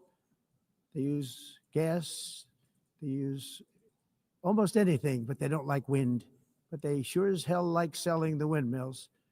Europe, on the other hand, has a long way to go, with many countries being on the brink of destruction because of the green energy agenda. And I give a lot of credit to Germany. Germany was being led down a very sick path, both on immigration, by the way, and on energy. They were going green and they were going bankrupt. And the new leadership came in and they went back to where they were with fossil fuel and with nuclear, which is good. It's now safe. And you can do it properly. But they went back to where they were and they opened up a lot of different plants, energy producing plants, and they're doing well. I give Germany a lot of credit for that. They've said this is a disaster, what's happening. They were going all green. All green is all bankrupt. That's what it represents. And it's not politically correct. I'll be very badly criticized for saying it, but I'm here to tell the truth. I don't care. It doesn't matter to me. I'm in New York City. I'm feeling a lot safer. Crime, we're getting crime down. And by the way, speaking of crime, Washington, D.C. was the crime capital of America. Now it's after 12 days, it's a totally safe city. Everyone's going out to dinner. They're going out to restaurants. Your wife can walk down the middle of the street with or without you. Nothing's going to happen. My people have done a fantastic job. And yes, I called in the National Guard, and the National Guard took care of business, and they weren't politically correct, but they took care of business. We got 1,700 career criminals out, brought them back to where they came from, the countries where they came from, or put them in jails.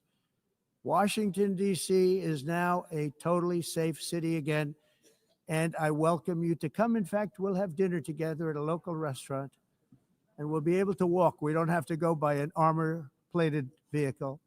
We'll walk right over there from the White House.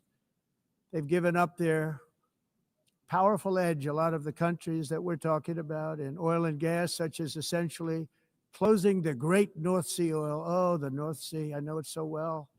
Aberdeen was the oil capital of Europe, and there's tremendous oil that hasn't been found in the North Sea.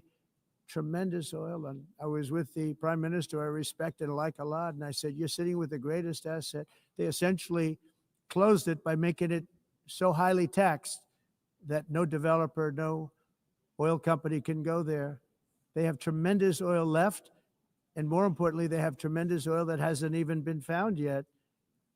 And what a tremendous asset for the United Kingdom. And I hope the prime minister is listening, because I told it to him 3 days in a row. That's all he heard. North Sea oil, North Sea, because I want to see them do well. I want to stop seeing them ruining that beautiful Scottish and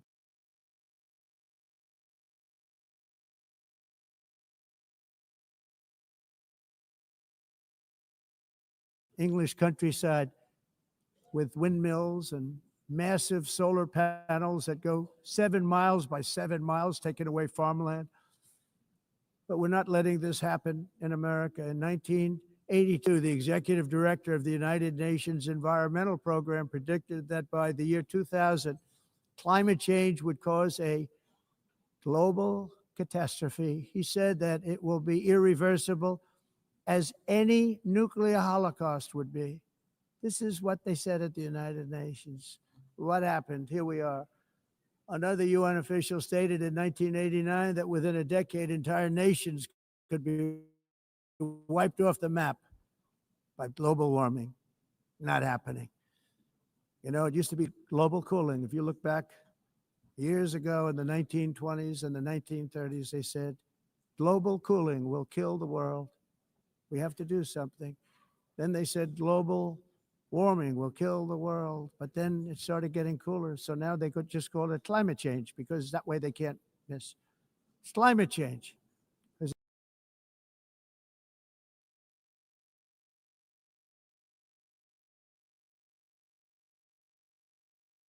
Global warming, not happening.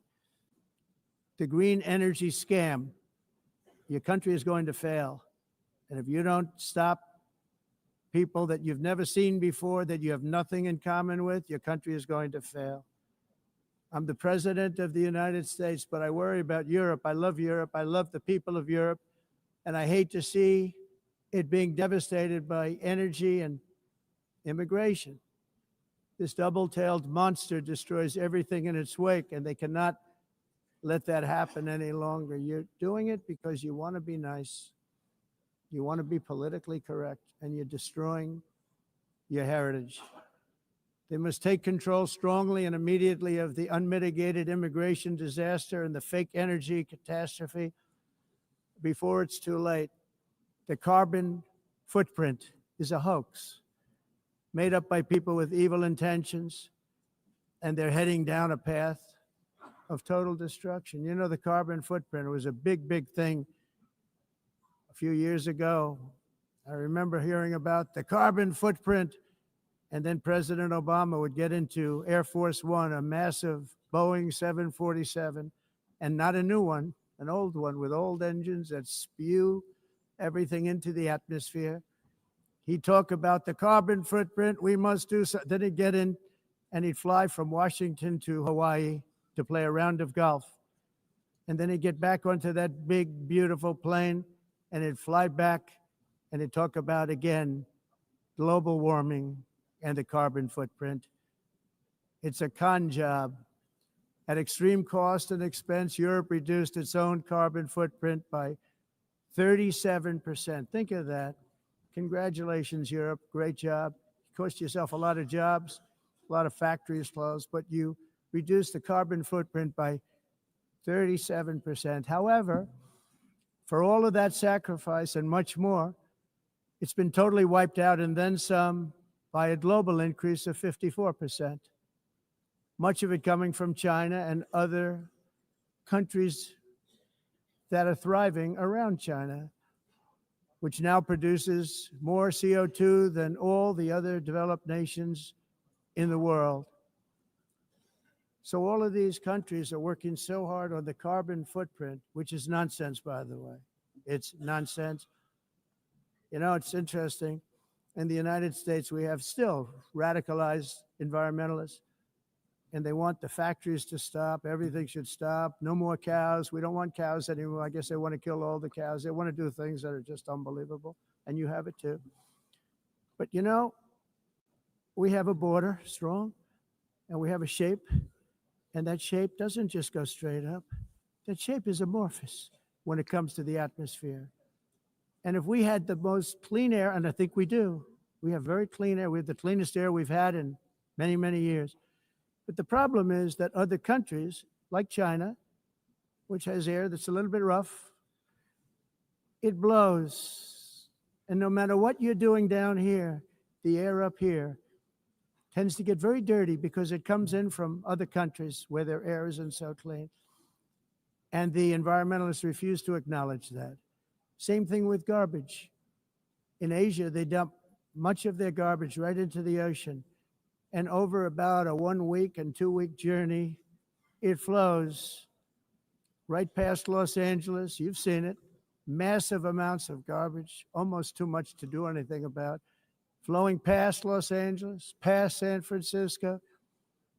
And then somebody will get in trouble because he dropped a cigarette on the beach.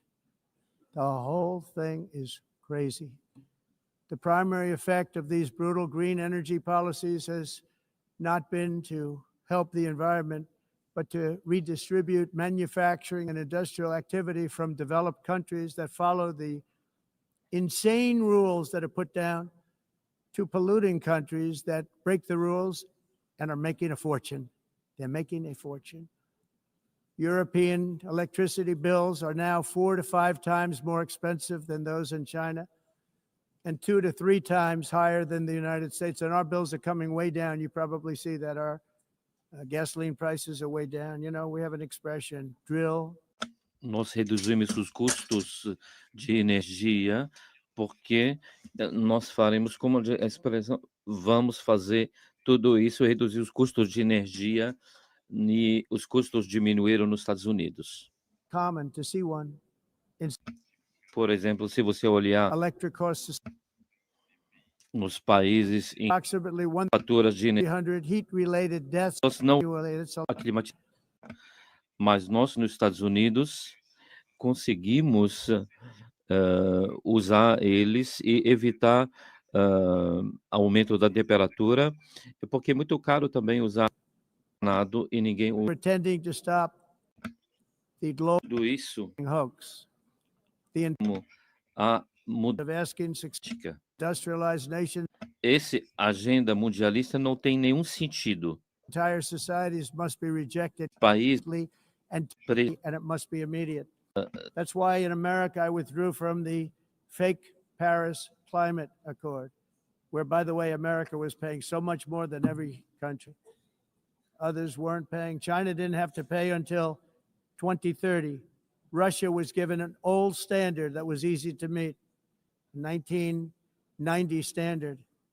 But for the United States, we're supposed to pay like $1 trillion.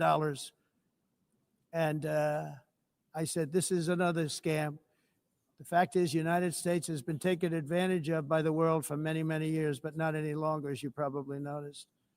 I unleashed massive energy production and signed historic executive orders to hunt for oil, but we don't have to do much hunting because we have the most oil of any nation anywhere, oil and gas in the world. And if you add coal, we have the most of any nation in the world. Clean, I call it clean, beautiful coal. You can do things today with coal that you couldn't have done 10 years ago, 15 years. So I have a little standing order in the White House. Never use the word coal, only use the words clean, beautiful coal. Sounds much better, doesn't it? But we stand ready to provide any country with abundant, affordable energy supplies if you need them, when most of you do. We're proudly exporting energy all over the world. We're now the largest exporter. In the United States, we want trade and robust commerce with all nations, everybody. We want to help nations. We're going to help nations. But it must also be fair and reciprocal. The challenge with trade is much the same with climate. The countries that followed the rules, all their factories have been plundered. It's really sad to watch. They've been broken. They've been broken by countries that broke the rules. That's why the United States is now applying tariffs to other countries, and much as these tariffs were for many years applied to us, uncontrollably applied to us. We've used tariffs as a defense mechanism under the Trump administration, including my first term, where hundreds of billions of dollars in tariffs were taken in. And by the way, we had the lowest inflation, and now we have very low inflation. The only thing different is that we have hundreds of billions of dollars flowing into our country. But this is how we will ensure that the system works for everyone and is sustainable into the future. We're also using tariffs to defend our sovereignty and security throughout the world, including against nations that have taken advantage of former U.S. administrations for decades, including the most corrupt, incompetent administration in history, the sleepy Joe Biden administration. Brazil now faces major tariffs in response to its unprecedented efforts to interfere in the rights and freedoms of our American citizens and others, with censorship, repression, weaponization, judicial corruption, and targeting of political critics in the United States. I have a little problem saying this because I must tell you, I was walking in and the leader of Brazil was walking out. We saw him and I saw him, he saw me, and we embraced. And then I'm saying, can you believe I'm going to be saying this in just 2 minutes? But we actually agreed that we would meet next week. We didn't have much time to talk, like about 20 seconds. They were in retrospect, I'm glad I waited because this thing didn't work out too well. But we did talk. We had a good talk, and we agreed to meet next week, if that's of interest. But he seemed like a very nice man, actually. He liked me, I liked him. But if you, and I only do business with people I like. When I don't like them, I don't like them. But we had, at least for about 39 seconds, we had excellent chemistry. It's a good sign. But also in the past, Brazil, can you believe this? Unfairly tariffed our nation, but now because of our tariffs, we are hitting them back, and we're hitting them back very hard. As president, I will always defend our national sovereignty and the rights of American citizens. So I'm very sorry to say this, that Brazil is doing poorly and will continue to do poorly. They can only do well when they're working with us. Without us, they will fail, just as others have failed. It's true. Next year, the United States will celebrate the 250th anniversary of our glorious independence, a testament to enduring power and American freedom and spirit. We will also be proudly hosting the 2026 FIFA World Cup, and shortly thereafter, the 2028 Olympics, which is going to be very exciting. I hope you all come. I hope that countless people from all over the globe will take part of these will be great celebrations of liberty and human achievement, and that together we all can rejoice in the miracles of history that began in July 4th, 1776, when we founded the light to all nations. And it's something really that an amazing thing came out of that date. It's called the United States of America. In honor of this momentous anniversary, I hope that all countries who find inspiration in our example will join us in renewing our commitment, values, and those values really that we hold so dear. Together, let us defend free speech and free expression. Let us protect religious liberty, including for the most persecuted religion on the planet today. It's called Christianity. And let us safeguard our sovereignty and cherish qualities that have made each of our nations so special, incredible, and extraordinary. In closing, I just want to repeat that immigration and the high cost of so-called green renewable energy is destroying a large part of the free world and a large part of our planet. Countries that cherish freedom are fading fast because of their policies on these two subjects. You need strong borders and traditional energy sources if you are going to be great again.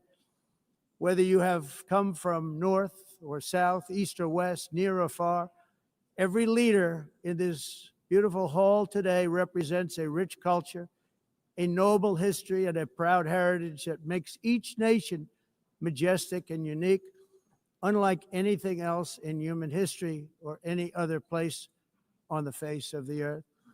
From London to Lima, from Rome to Athens, from Paris to Seoul, from Cairo to Tokyo and Amsterdam to right here in New York City, we stand on the shoulders of the leaders and legends, generals and giants, heroes and titans who won and built our beloved nations, all of our nations, with their own courage, strength, spirit, and skill. Our ancestors climbed mountains, conquered oceans, crossed deserts, and trekked over wide open plains. They charged into thunderous battles, plunged into grave dangers, and they were soldiers and farmers and workers and warriors and explorers and patriots. They built towns into cities, tribes into kingdoms, ideas into industries, and small islands into mighty empires. You're a part of all of that. They were champions for their people who never gave up and who never, ever gave in. Their values defined our national identities. Their visions forged our magnificent destiny. Everybody in this room is a part of it in your own way. Each of us inherits the deeds and the myths, the triumphs, the legacies of our own heroes and founders who so bravely showed us the way. Our ancestors gave everything for homelands that they defended with pride, with sweat, with blood, with life, and with death. Now the righteous task of protecting the nations that they built belongs to each and every one of us. So together, let us uphold our sacred duty to our people and to our citizens. Let us protect their borders, ensure their safety, preserve their cultures, treasure, and traditions, and fight for their precious dreams and their cherished freedoms. And in friendship and really a beautiful vision, let us all work together to build a bright, beautiful planet, a planet that we all share, a planet of peace and a world that is richer, better, and more beautiful than ever before. That can happen. It will happen. It will happen, and I hope it can happen and start right now, right at this moment. We'll turn it around. We're going to make our countries better, safer, more beautiful.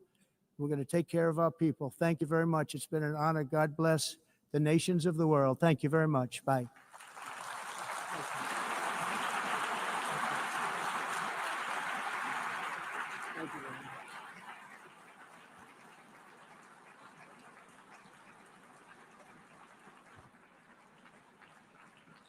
On behalf of the Assembly, I wish to thank the President of the United States.